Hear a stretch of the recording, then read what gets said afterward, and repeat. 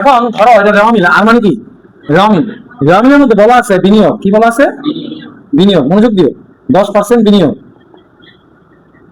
ধরলাম আমরা 1 লাখ টাকা ছোয়া। আর এস মানে সমন্বয়, এস মানে কি বলতো? সমন্বয়। সমন্বয়ের মধ্যে বলে দিছে যে বিনিয়োগের 15 বছরের সুদ ধরো, বিনিয়োগের 15 বছরের সুদ ধরতে হবে। এই ক্ষেত্রে আমরা কাজটা কিভাবে করবো? আমাদের বিনিয়োগ কত দেওয়া আছে? 1 লাখ টাকা। এটা আমরা ক্যালকুলেটর তুলবো। কয় পার্সেন্ট? রিফা পার্সেন্ট করে তুমি যেটা বের করো ক্যালকুলেটর দিয়া 10,000 টাকা বেরিয়েছে। এটা বলুক আর না বলুক, এটা সবসময় 1 বছরের টাকা। আমরা মনে রাখবা ক্যালকুলেটর দিয়ে আমরা যা বের করেছি আমি, ওটা কয় বছরের টাকা?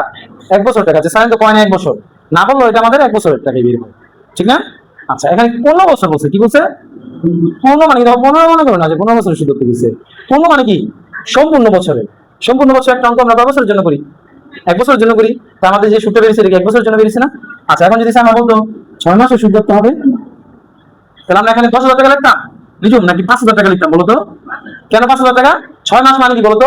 অর্ধ বছর, বছরের অর্ধেক। তাহলে আমরা কি লিখতাম? যা বেরিয়েছে এটা তো 1 বছরের টাকা বেরিয়েছে, 12 মাসের, ওটা অর্ধেক করে দিতাম জিহাদ। কথা কি বুঝতে পারছো? আচ্ছা, এখন ধরো জাস্ট ব্রেকের মধ্যে সবাই বলে দিছে যে 1/10/2025 কত টাকা? 1 লাখ টাকা। তাহলে সারা এখানে 10% বিনিয়োগ, 1/10/25 একটা তারিখ দিছে, দিয়ে বলছে 1 লাখ টাকা। এখন সমন্বয় কিছু বলে নেই, সমন্বয় কিছু না বললো, এই যে সাইডে একটা পার্সেন্ট দেখতেছো, তুমি নিজেই একটা সমন্বয়। সমন্বয় কিছু বলতে হয় না, পার্সেন্ট থাকলে আমাদের পার্সেন্ট করতেই হবে। পার্সেন্ট আমরা কিভাবে করবো?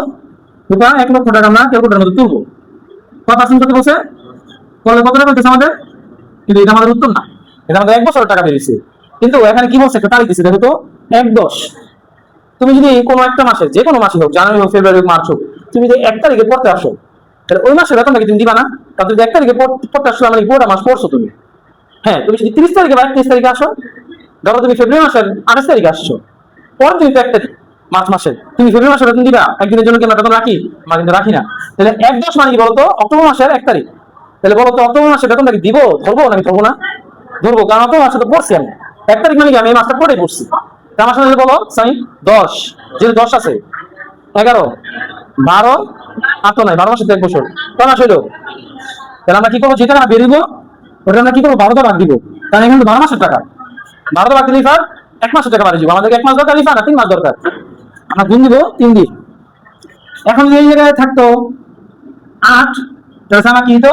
আমরা 8 থেকে গণনা শুরু করতাম।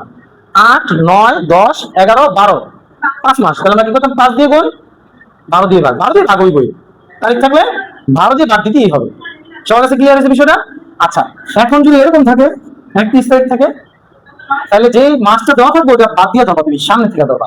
কারণ 31 মানে কি? ওই মাসটা শেষ। আগস্ট মাসের 31 তারিখ মানে ওই মাসটা শেষই, একদিনের জন্য কি দেবো? এটা তুমি পরের মাসে থেকে দেবা, 9 থেকে গণনা শুরু করবা। তাহলে বলো 9, 10, 11, 12, তখন কিন্তু 3 না, তখন আমরা কি করবো? 4 দিয়ে এবং 12 দেবা। সবার কাছে ক্লিয়ার হয়েছে কনসেপ্টটা?